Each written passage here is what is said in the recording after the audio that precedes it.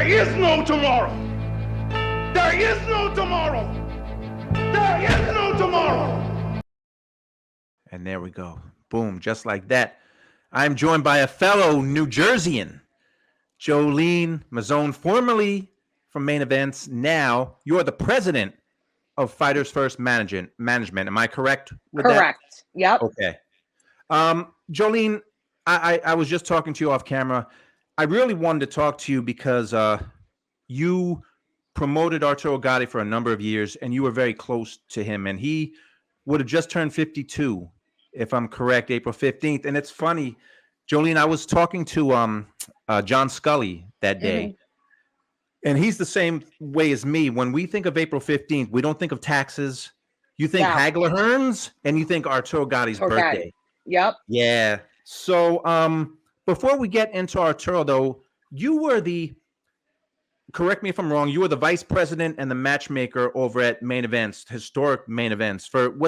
How long were you there? 20 years? 25 years. Wow. I started off as a receptionist answering phones. That's how I started off, just answering phones. I just needed a job. I was like 23 years old, and look at me now. All right. How do you go from answering phones to becoming a matchmaker? And I know you because when I was at HBO, I knew you as producer. I knew you in business after that. You're no nonsense, no bullshit. How do you go from answering phones, though? I know it didn't happen overnight. Right. But how do you go from that to becoming a matchmaker? And you're in the New Jersey Boxing Hall of Fame. Yes. Well, it kind of, people never believe this. When I started at Main Events, I didn't say shit. I was this quiet girl. I didn't know shit about boxing. You weren't quiet, though. I was. Really? Yes. I didn't. How could I have a say in anything that was discussed there? I didn't know shit. Right. So my theory was always to just sit and learn, listen, take everything. So I sat in the meetings and I just heard everything. I didn't really say much because I couldn't have an opinion. There were so many other people above me.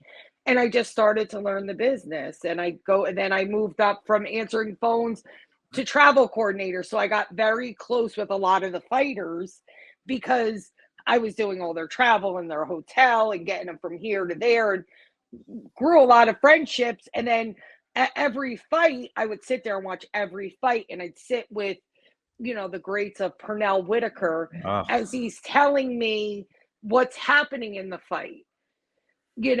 Same thing with Arturo, Fernando Vargas, Zab Judah. We'd sit there and they'd be like, yeah, you should throw the left because of but. And that's how I learned a lot of what I know. What an education from those guys, Pernell and Fernando and Arturo.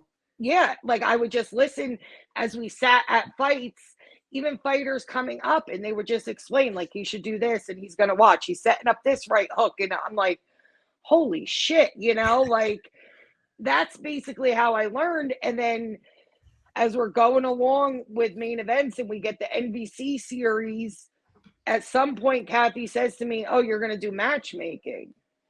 And I used to study fights like crazy. I was like, I don't know what the fuck I'm doing with matchmaking. I don't know how to matchmake. So I worked alongside Russell Peltz.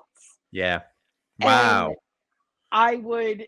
Wow. Then when I had more of the mouth and he'd say, what about this guy? I'm like, no, I don't like that fight and blah, blah, blah. And he's probably thinking to himself, who the hell is this girl? You know what I'm saying? Right. But one thing I will always say about Russell, he gave me so much respect.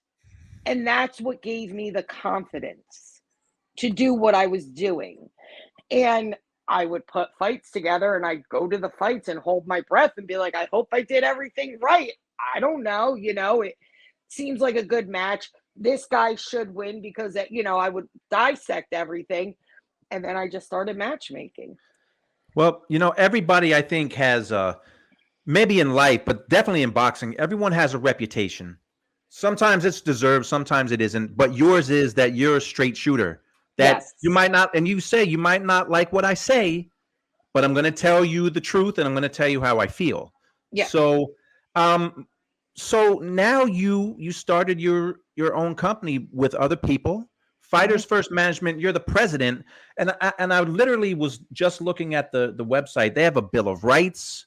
I mean, it's very pro fighter. So rather than me say it, can you explain what's behind your company and why it's a good thing for fighters? What happened was a guy, David Basha, he's a businessman from Georgia, had came to Adrian Clark, who Adrian Clark was a former manager. He managed Jerry Belmontes. He worked with a lot of different guys, James De La Rosa, and he stopped managing and he wrote books, basically giving a blueprint to fighters of what they should look out for when within the business of boxing.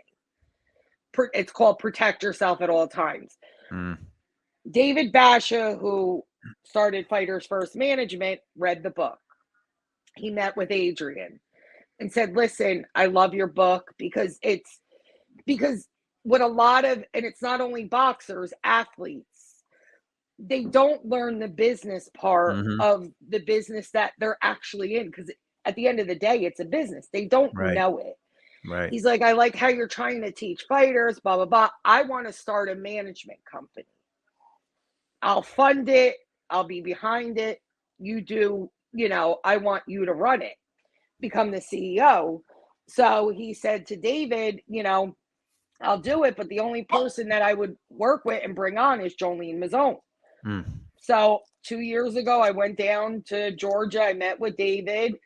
And like you said, I'm a straight shooter. David's seen that. And, he said he knew. We went out to lunch. So we walk in this place and I just met the guy. It was me, him, his son, Chris, and Adrian. And we're waiting for somebody to seat us. Well, me being me, I just go, let's just take this table over here. I walk right in. That's so Jersey too. Right. I tell the lady, this is the table we're taking. And David's a very quiet guy. And he looks and he was like, okay, she knows, she knows what she's doing. And we met and it went from there. And, we had plenty of meetings and we started signing guys and girls. And it's about educating the fighters. So I'm not always right. I could be in this business for 900 years. Right. My job is to convince people and to explain to people why I am in certain circumstances. But, so each time, like with our fighters, we want to teach them the business. My one fighter came to me and said, you know what? I sell a lot of tickets, and why are we working with promoters? Let's just promote the shows ourselves. And I said to him, sure. You got $75,000 to spare? And he looked at me. He's like, well, no, it doesn't cost that much. I said, when's the last time you did it? You don't know the business. And he's like, he's this is a guy, this is Justin Figueroa. I'll call him out on it. He's a New Jersey kid from Atlantic City, sells a shit ton of tickets. We literally signed him to go back. Adrian, he sends Adrian an Instagram message, Justin Figueroa, no pro fights. I seen your story and I really like to talk to you. Adrian sends it to me. Look at this kid. So looking at Justin Figueroa's Instagram. Nice looking kid. You could tell he has personality. I said, Adrian, if anything, if this kid could fight, we got something. Yeah. So he's like, all right, go meet with him. So Justin Figueroa is a lifeguard in Atlantic City. So I went to meet with him 2 years ago in the summer. He's at his lifeguard hut thing. I had to go meet with him while he was working. I mean, he was off. There was other people watching the people in the water, and we sat there and this kid comes out to me, Jolene Mizzone, with a pad with all questions that he wants to ask me. Now, that's normally, different. Very. And I said to myself, wow, okay. I answered all his questions and I said, I never had a fighter sit down with notes and which is great. Yeah. It's great because he's a student. He wants to learn stuff. So anyway, we ended up rolling the dice. He signed the contract. We made a deal. And, as of, his first pro fight with us was August of 2022. And he's getting ready to fight May 11th again. And this will be his 9th fight. That's awesome. And this is a kid, and it's a funny story because, now we meet and we're just talking and we really clicked. And I said to him, let me ask you something. Who's your football team? He said, he looked at me, and Jersey kid, Atlantic City, Philly, Giants, Jets. He looked at me and he said, Dallas Cowboys. I looked at him. I said, you're signed, because I'm a Cowboys fan. So I get in the car. I call Adrian. He's like, how'd it go? I go, we're signed them. He's like, well, how did it go? I go, he's a Cowboys fan. He said, stop. So, yeah. So now we've been like, those are things where, he's fought every fight in Atlantic City. I took him out of Atlantic City for 2 fights. This last year, he went and fought on a Golden Boy card in California, and he fought in San Antonio, Texas, because I had to take him out of Atlantic City for a minute. Now he's fighting May 11th in Atlantic City, and his ticket sales have tripled. Wow. Because people haven't seen him. Yeah. So luckily we have the smart. ability to do it because of what my connections. Golden Boy put him on a show, and we did a show with the promoter, and they put him on the show. So he was able to get out of being at home fighting. You need different looks. So yeah, that's my one story about one of our fighters. But my point to all that is he always says to me, well, I want to learn the business. I want to learn the business. I said, Justin, I am going to teach you the business without realizing I'm teaching you the business. Don't try so hard. Yeah. I'm going to keep you informed. I'm going to give you examples. You're going to know everything that's going on, and you're going to learn it without knowing you're going to learn it. And he said, okay, all right. So that's like my one story of a guy that we just took a chance on, and knock on wood, everything's been going great. Well, you know what? I'll give you a lot of credit for that, for taking chances, because I had my own experience with you, a fighter that I was helping out at one point, Vaughn Alexander, and you helped sign him to a contract with Main Events. The guy had not fought in 10, 11 years. He had been in prison. I think he had one small fight in St. Louis, but you took a chance. Now, things didn't work out, but my point is you will take chances and you'll follow your heart if you think someone has potential. I saw it firsthand. Yes. You just told a story about it. The group that you have, and I promise we're going to talk about Arturo, but this management group you have, what really interests me is that a lot of people say they're fighter first. Maybe they really aren't. You guys, you have a bill of rights for your fighters on your website, and you don't hear about promotional companies or managers often saying, we want to teach you the business if you're willing to learn. And I commend you guys for that. No. And I think it's very important, because look, just like any sport, it's not forever. Yeah. So how proud would I be if one of our fighters down the road, he retires and he's managing guys with us? We hire him at Fighters First. Like, that's all I want. That's like, I want to bring guys in that could have success stories. I wish that fighters back in the day were taught some of this or knew some of this and could then go on to, whether it's be a trainer or be a manager and help guys. Why not? And that's what ultimately my end goal is to educate these guys enough that they, when it's all said and done and they're done with this business, that they could still be in this business without getting hit in the face. Yeah. Which is important. Yeah.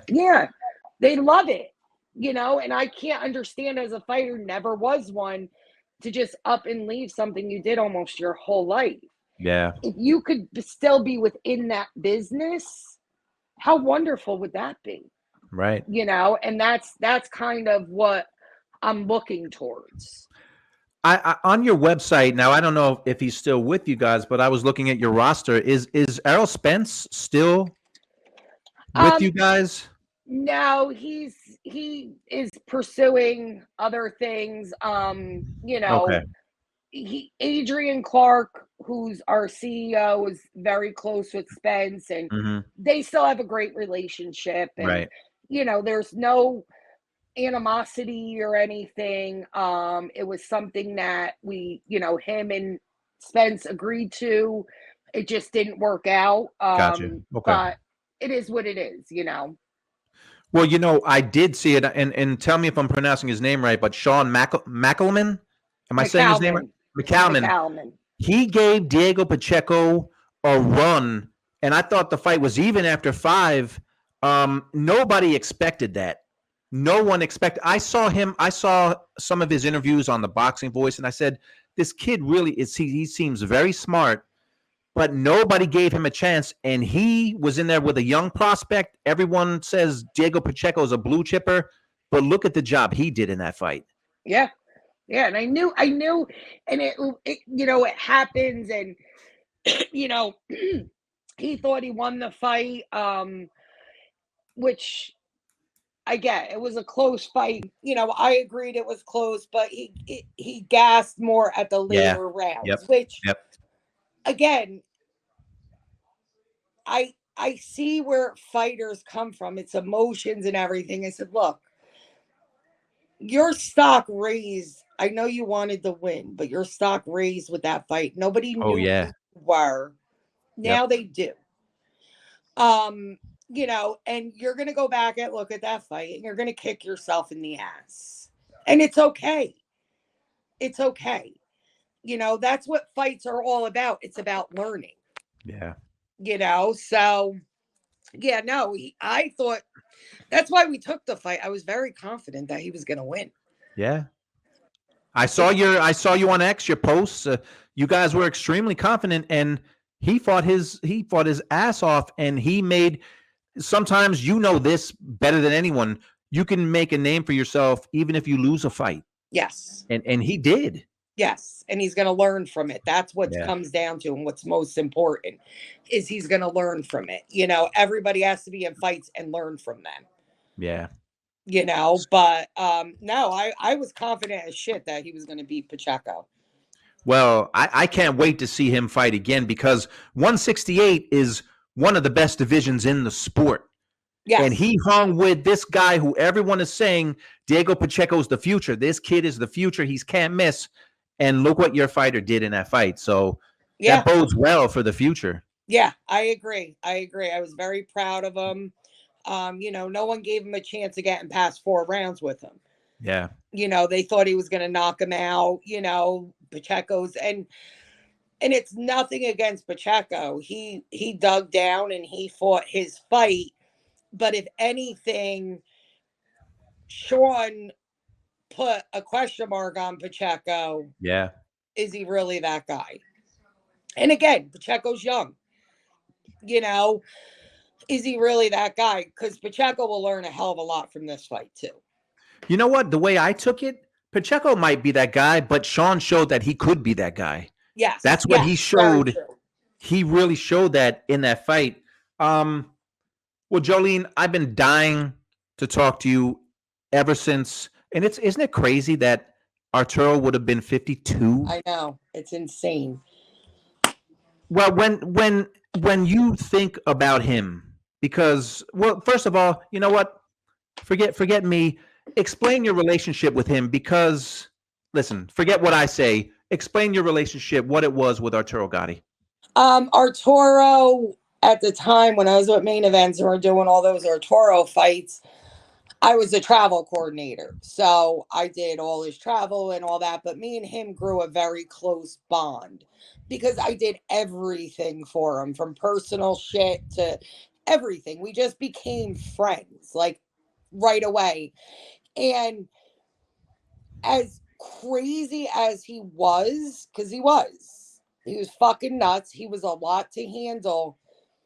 He would give you the shirt off his back. I have so many stories of, I used to go down to Vero Beach to see him while he was in camp. Mm-hmm. And at the time, it was me, Carl Moretti, and this guy, Glenn Jones, who worked for Main Events at the time. And we were at the gym at Buddy McGurk's gym, and Yeah. we went out somewhere, and Arturo had these shoes on, and Glenn said to Arturo, I like those shoes. The next day, Arturo brought a pair of the shoes for Glenn, like, and gave them to him. Yeah. Like, I tell this story all the time. I think it was the third Mickey Ward fight, and we're in Atlantic City fight week. I'm at the roulette table, and Arturo's calling me on my cell. I ignore it because I'm playing roulette, right? Then he calls me again. I'm like, oh shit, I gotta pick this up. This is why I'm here. I'm working. Yeah. It was later at night, and my number on roulette is 22. As I'm on the phone with him and he's asking for me to do something, 22 comes out. Of course. So I'm on the phone. I'm like, shit. He's like, what's wrong? I was playing roulette, and 22 is my number, and it just came out. He's like, oh my God, Joe, I'm so sorry. I'm like, it is what it is. No big deal. Like 2 weeks later, I had to go meet him at his apartment. He was doing an Everlast photo shoot, and he gives me a card. And it's a thank you card in it. Thank you for everything you do for me, blah, blah, blah. And it's a Macy's gift certificate in it. I'm like, Arturo, you don't got to give me anything. And he's like, no, you do a lot for me. Like, blah, blah, blah. Okay. So a few weeks later, I go to Macy's. I'm like, oh, I have this gift certificate. And I give it to the lady. And she's like, oh, I was buying something. I think sunglasses. She's like, oh, somebody must really like you. I'm like, what do you mean? She's like, I don't know if it was 2,000 or 5,000. This gift certificate's for 2 or 5. I forget what it was. I said, oh shit. Usually they're like $50, $50 gift certificate, Yeah. It was like $2,000 or $5,000. I was like, wow. Holy shit. You know what I'm saying? But like, that's the type of shit he would do. And he was the biggest practical joker. Like, he would call, he had that heavy accent. Yeah. He'd call, and I wish I saved these messages and I didn't. He'd call my cell phone and leave a message and pretend he's a girl. Be like, this is Shirley. I want to be a ring card girl for the. I wish you had those. Oh my God, I wish I had them. And I'd be like, and he'd play jokes all the time. And then remember when was it? I guess it was Chris Christie. Like, he had an accident. Wasn't there like a car accident or something? Yes, I remember that. I don't remember the specifics, but yeah, he had something happen with him. So Arturo, that happens. It's all over the news, right? Arturo calls me, and at that time, I had just had surgery. I had bad ear and nose problems, so I had tubes in my ears, and I had my nose scraped because, like, sinus, whatever, and tonsils. So he calls me, and I just had surgery, and so I was like a little groggy, and I answered. He's like, "What's wrong?" I'm like, "Oh, I just had surgery. My ears and my nose." He's like, you had a nose job? I said, no, Arturo, I didn't have a nose job. Come on, Joe, just tell me you had a nose job. I go, no, if I had a nose job, I wouldn't give a shit. I tell you. I'm like, what do you want? He's like, I just seen on the news, Christy got in an accident. Can you send him flowers? Arturo, what? He's like, well, we should really send him flowers. I said, get off of my fucking phone. Like, really? But he always thought, like, he'd be like, all right, I'm going to Vegas. And I'd get stuff. I'd be like, I have Arturo Gatti. And they'd be like giving sweets at wherever he'd go, Atlantic City. He always thought it was me. So he'd call me for everything. He's like, all right, I'm going to Argentina. I'm like, you have any connections there? I'm like, Arturo, we're getting this shit because of your name, not because of my name. Yeah, I don't think you're right. I think they're doing it for you. It's not for me. But that's the type. And I'm like, nah, use your name. That's why we're getting all this shit, Yeah. But he was just like such a good guy. Like, would always think of you. Like, I'd go out with him at night. We'd go out drinking or whatever, partying, and all he did was worry about, like, it would be me and my friends or something. Like, do you need another drink? Are you okay? Here, take this seat. You want to sit here? Like, that's the type of guy I knew. Yeah. And one of the best things with Arturo that I've never seen a fighter to this day really have, he had no entourage. That's crazy. That's crazy. Yeah. No entourage. He'd have his friends, and I knew all his friends, but they were his friends. when it was fight time, his people were the people in his corner. Yeah. He didn't mix it. That's it. Yeah. Same thing with his family. His family would come. It would be like, okay, go do what you want in Atlantic City, but you know, this is business.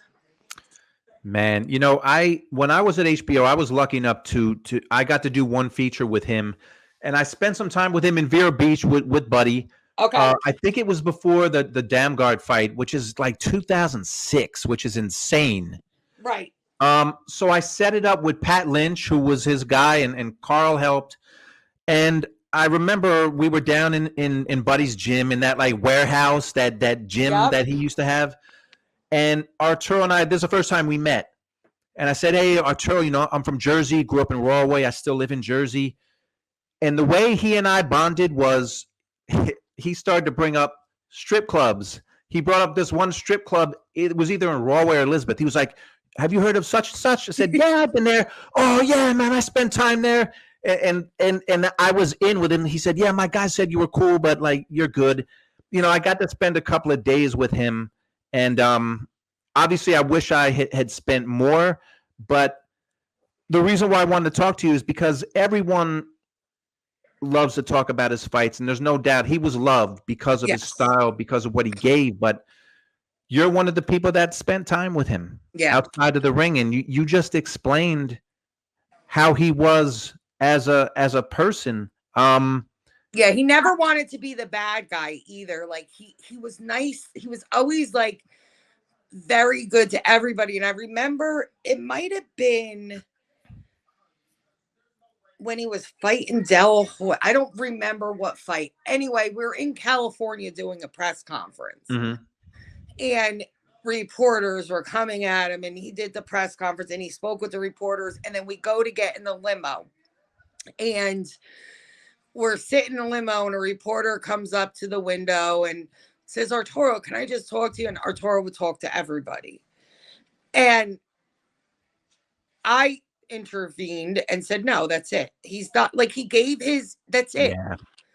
So we're sitting in the car and it's just me and him. He's like, Joe, I just don't like to say no to anybody. I go, I don't ever want you to be the bad guy. Right. I'll be the bad person. It's okay. At some point, enough is enough because people will take advantage of your kindness. And I'm not saying every time, but like, you're tired, like you're human when it comes down to it. But he would always want to be like the good guy. He didn't want to let his fans down, reporters down. Like he just always wanted to be the good guy, which is great. Did he know? I mean, he was loved. You know, and you know how it is when you watch a fighter, fans think they know the person. They bond with certain people, whether it's an actor, an athlete. Did he know how much people just loved him? No. I don't think so. I don't think so because he would never he loved his fans and everything, but I don't think he realized how loved he was. Even, you know, like when he finished fighting and he went to Canada and we'd still talk and I'm like, Arturo, let me start getting you appearance fees. Yeah. Let me start getting you appearance. It's, you know, you could make some money. It keeps you busy. It keeps you healthy. And, you know, and he's like, more or less like, Joe, I don't know if anybody would want me to come anymore. Like, you know what I'm saying? Like, wow. I don't think he realized it. He appreciated it at the time, but you know, it's so hard when you're a fighter and you fight and everybody's coming to see you in an arena. The adrenaline, a lot of stuff blacks out for you. Yeah. You know, because your adrenaline is so high, but I don't think he did because he always kept that small circle. You know, Arturo could have had 9,000 friends. Yeah. Oh, yeah. Oh, yeah.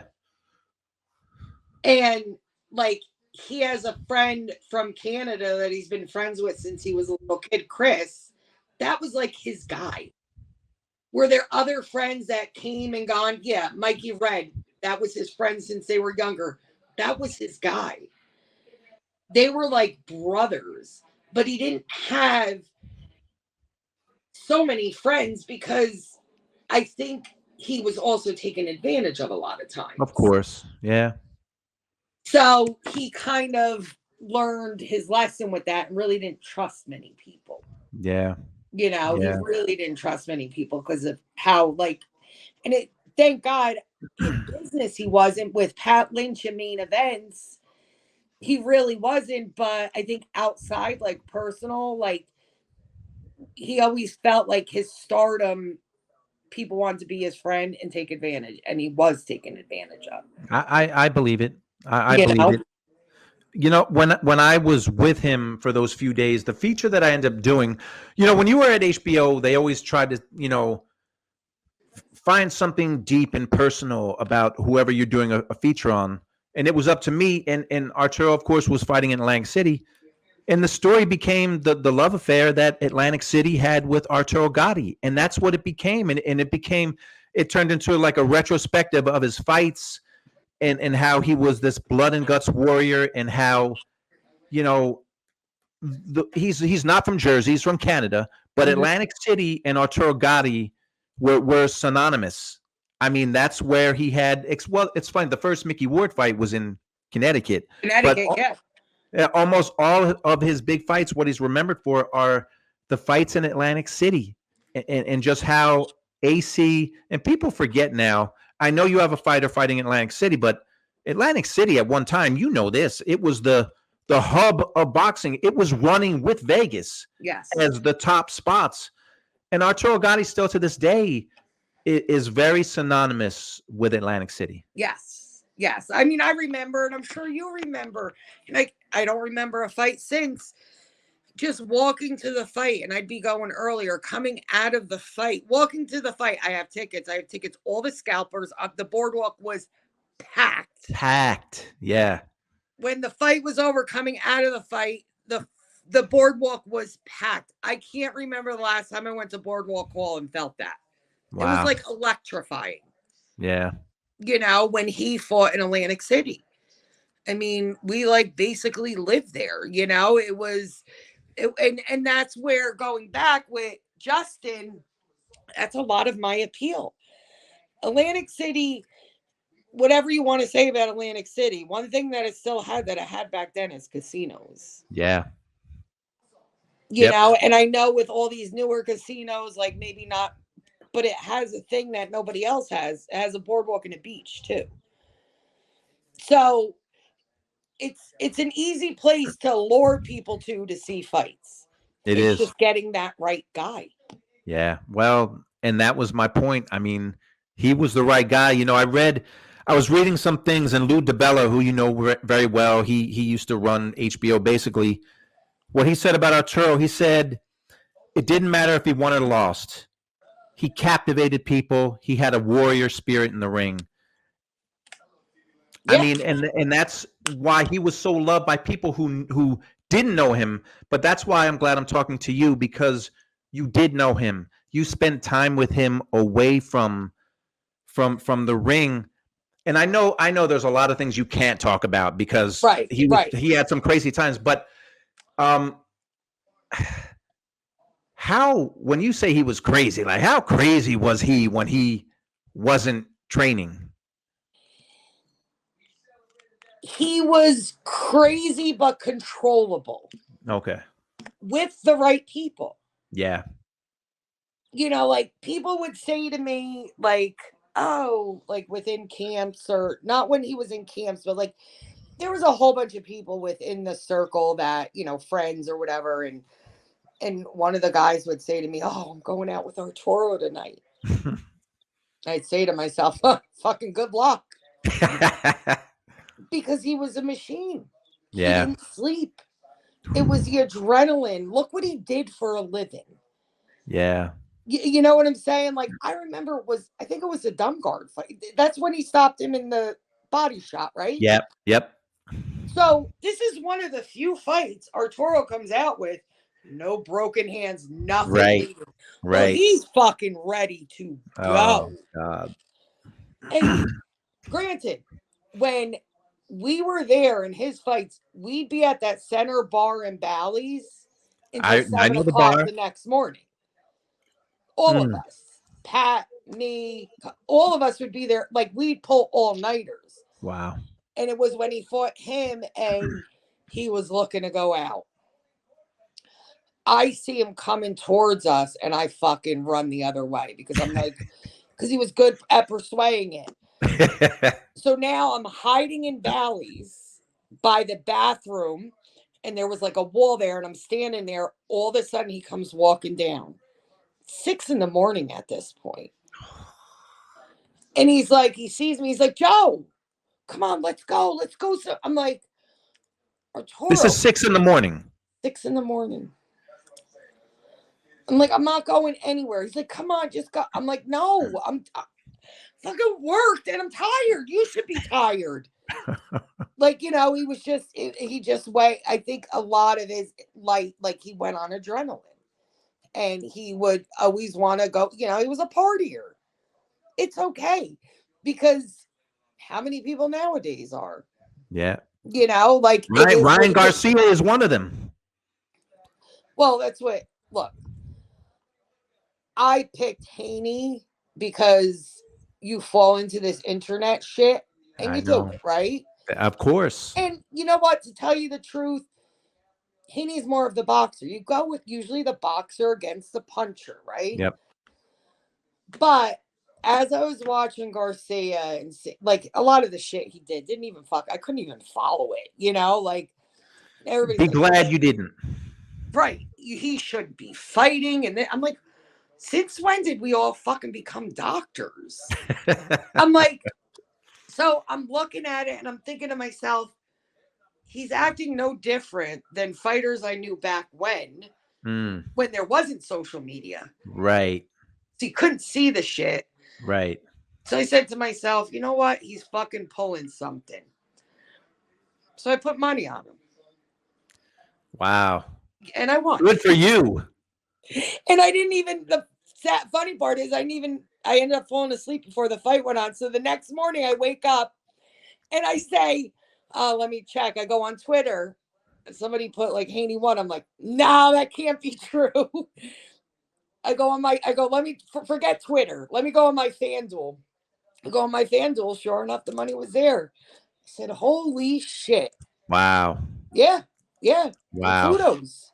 Well, let me ask you, when Arturo, and again, you don't have to give away anything you don't want to, but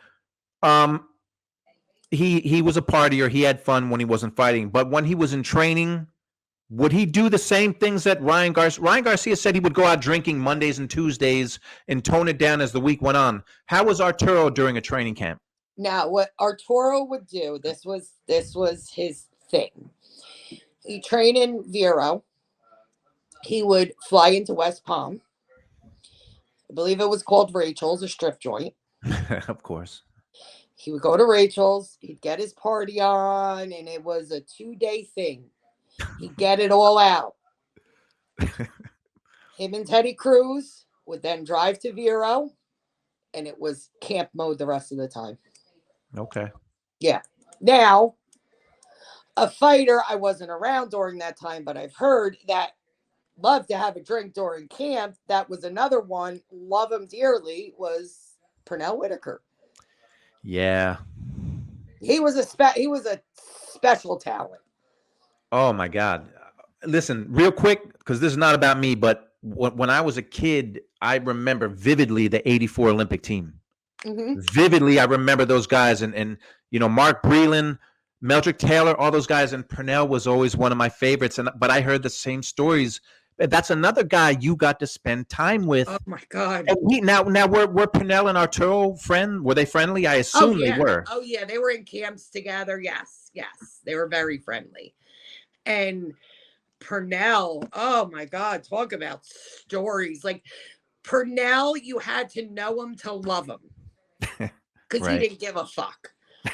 Somebody would come up to him, I'd be with them in a bar and give him a napkin and say, oh my God, Pernell Whitaker, can you sign this? And he'd look at the person and say, I don't do napkins. Like he had no filter. Wow. Yeah. But loyal? Oh my God. I can't even explain loyal. I can't, like, he was so loyal. And that's when I get angry. And I was just at main events the other day, and me and Kathy were talking about it. I get so angry at Pernell and Arturo for not being here anymore. Yeah. Because the situation I'm in now, and how many, I would have been bringing them so many places. I was going to ask you about that. Yeah. You know, like, it would have been great, these fighters of today, to sit down with Arturo or Pernell and like, you know, like, I would have made them do shit. You know, it's just, and I get angry about it, but, you know, it's sad. It's sad because it would have been great for them and for the fighters of today. You know, now tell me if I'm wrong, but didn't they sign almost all those Olympians from that team? Terrell Biggs, they signed most of those guys, didn't they? Yes, Evander, Biggs, Meldrick. Yep. Whitaker. Pernell, and they signed Mark too, right? Yes, Mark. So Jolene, so I'm a kid, and you know, back then there was no internet, so I knew that they were signed with Main Event. So I don't know how old I was, 14, whatever. I wrote a letter to Main Event and said, I love these guys, you know, if I could get an autograph. They sent me back 5 black and white, like 8x10s or 5x7s, signed by Evander, by like 5 of the guys. I don't know what happened to those pictures, but I remember I was so happy. I had them on, you know, thumbtacked on my wall. Yes, on your wall. So yeah, but my last thing, because I know I want to let you go, but for Pernell too, for Arturo and Pernell, you know, I wanted to stay away from the way they both passed because it's very sad, very tragic, especially with Arturo. Right. But you just brought up you're mad that they're not here. If they were here now, what could you see them doing, especially Arturo? And I'm kind of relaying this back to the company you're with now, because, and you even said it, you could see them having some kind of a role with you guys. Yes. How do you think they would be if they were still with us right now? Look, they'd probably both be working for Fighters First Management. Yeah. Not maybe as a manager, consultants, whatever it is, and really enjoying life, retired. Yeah. You know, that's what I would have liked to see for them, is they put in all the hard work and put their lives, you know, on the line for this sport. That, you know, everybody could talk a good game in this sport. Oh, I'm going to do this and fighters should do that. But they don't do shit. Yeah. They don't do shit to try to actually, they don't execute anything. Yeah. And, you know, look, you know, again, like I said in the beginning, my end game for a lot of this is to, God willing, and I can't force anybody, but for fighters to have a place within this business. And the right people teach them this business. Yeah. You know, not for a fighter to come in who has money to say, I'm managing this guy. You're not managing him. You're just giving him money and you're not managing him. Right. You know, I'm talking about, like, really learn the business and know contracts and know what might be right or wrong. No negotiating, like, know the business, because, you know, everybody could sit here and say, a manager is the big bad evil person, the promoter is the evil person, the fighter is the evil person. Until you know the whole business is the only way you can understand each of those titles. Yeah. And how they react or how they work. If you've never done any of it, you can't understand. You know, and, you know, I think I've been around a lot of fighters and I know the mental, a lot of the fighters have. It's a mental game. Yeah. You know, there's stuff that with our fighters that, like, I'll know or whatever. I don't tell them everything because I know when to tell them and when not to tell them. Like just I'll give you an example with the Pacheco fight. Contract that was supposed to be 12 rounds. So then they said, oh, it might be 10 or 12. Okay. So I said to Sean, they're going to tell me if it's 10 or 12. Just train for a 12. That's it. Just so you're ready. Yeah. They came back earlier and said, okay, it's going to be a 10. So the week of the fight, they're announcing it as a 12. So before that, I said, look, I didn't even tell them they told me it was a 10. What's the difference? Right. So when he heard that, he's like, is it a 10 or a 12? I said, look, they're saying it's a 10, but anything could change. Just be ready. Those be prepared. little, right. And me also, because it's not the end of the world. It's not like they were trying to fuck with us. It's just organization. It's just what DAZN wants to do. And it's the timing. I understand that because I was a promoter. Right. It's not like they were trying to fuck us, but other managers would go and say to Sean, they're trying to fuck us. And you don't need to hear that. That's my point. I just made it like, don't worry about it. It's not a big deal. It's 2 more rounds. Train for a 12. Worst thing would be to train for a 10 and then it's 12. That's going to mess with your head. Yeah. Yeah. So, certain things like that, like you got to know when to hit the alarms with a fighter and when to just shut up. Yeah. Because they have a lot on their plate. Yeah, absolutely. Well, the last thing I want to ask you, and I appreciate your time. I really do. Arturo Gatti, I imagine whenever you think of him, you can't do anything but smile. But is there one thing you think of more than anything else when you think about Arturo? The one thing is him just giving the shirt off his back and always worrying about being a friend to me.